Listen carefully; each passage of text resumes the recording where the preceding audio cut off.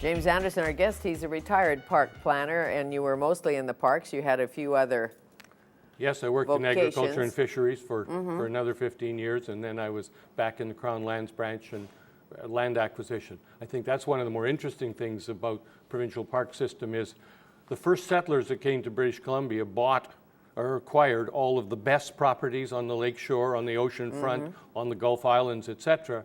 And for 50 years, the governments, whether they were provincial government, federal government, local government, have been buying those back.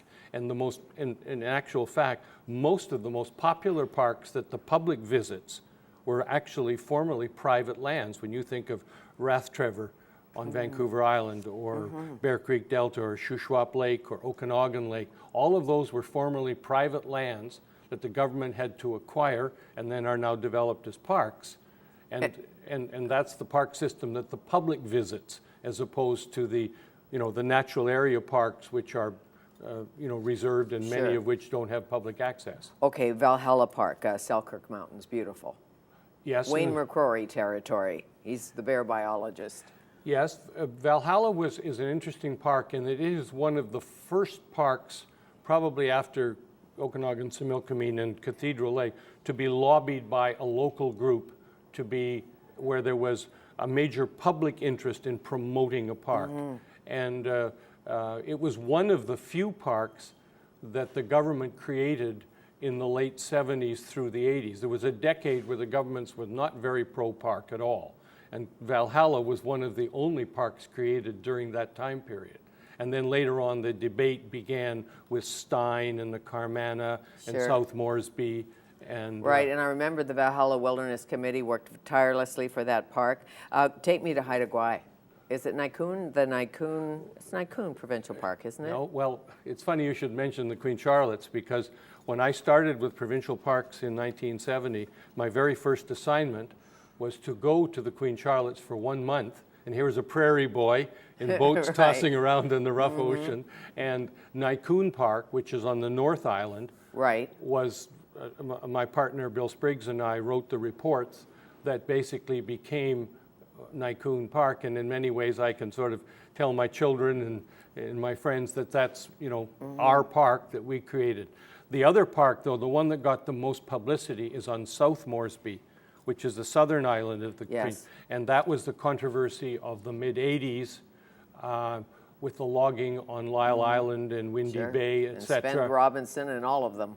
Yes, it was a national, and it became a federal provincial issue as well as a local forestry, and it was one of the very first park proposals championed by First Nations. Yes. With the role hence of Haida Gwaii instead of the Queen Charlotte's and Gujaw and all of them. In fact, today they call it Gwaihannus.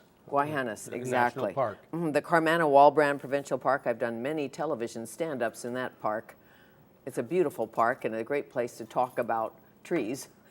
Yes, in many ways it's a bigger version of Cathedral Grove. A sanctuary, really. Yeah, in the sense it has some of the world's largest trees, and it was a center of controversy for park proposals on Vancouver Island.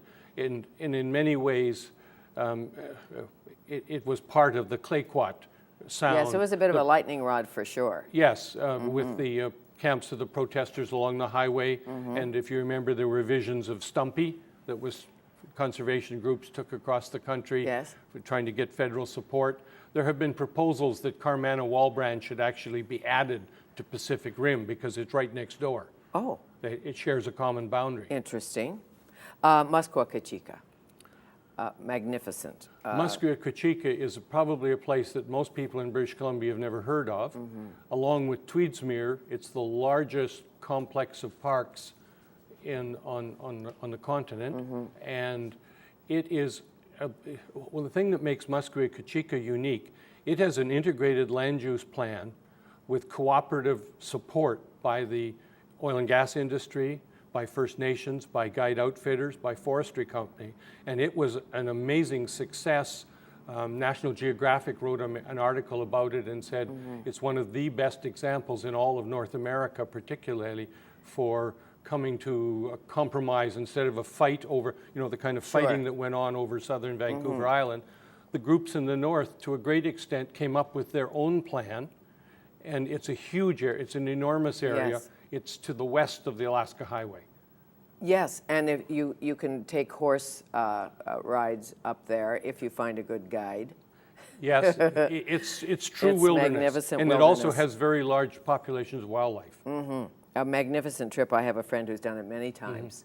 And we talked about Clayoquot Sound Provincial Parks, of course. The Height of the Rockies Provincial Park, where's that exactly? Height of the Rockies is in the East Kootenays. Okay. It's almost on the Alberta border. It's right near Right. Elk Lakes Park.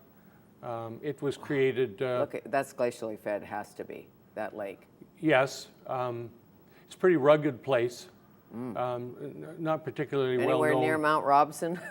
No, No? it's much closer Okay. to Mount Assiniboine Park. And I know Edith it's- Cavell is a long It's ways also into just south Alberta. of just south of Kootenay National Park. And the Liard River Hot Springs Provincial Park? Liard River, that's Alaska Highway, isn't it? Liard River Hot Springs is interesting in that it was sort of discovered during World War II when the Alaska Highway was being built. And it was an interesting place where everyone would stop and have a bath. And you can imagine in the middle of winter, you're in a hot springs with the warm water and Yeah. just totally different vegetation.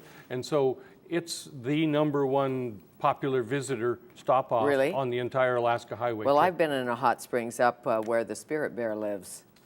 No clothes, I don't think. But don't you tell. Keep that a secret. Yes. It's a beautiful book, it truly is. And what are the challenges as a former park planner for our parks today? The challenge used to be political support. You know, that political support came in the 90s and with the current government. Right now there are three challenges. What's the role of First Nations in parks?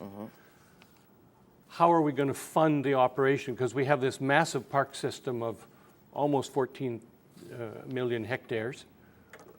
You know, how many park rangers do you need? What do you, Right. you know, how do you provide public access? That's a big issue, particularly with fiscal restraint and competition from budgets for health and education. Sure, and fees and who to charge for And what. thirdly, the new challenge for parks is climate change, because obviously if you have these very large natural areas, if there is such a thing as global warming, then the biosphere in those parks is changing. And what is the role of the parks? And there has been Dr. Jim Pojar and EcoTrust and some others produced a year ago a very thoughtful book on challenge on Yes. just and in a sense he suggests we have too many small parks and we need more larger parks. Well, the pine beetle may take care of that. I thank you. Yes. Thank you. No problem. James D. Anderson, British Columbia's Magnificent Parks, the First 100 Years, forward by Stephen Hume.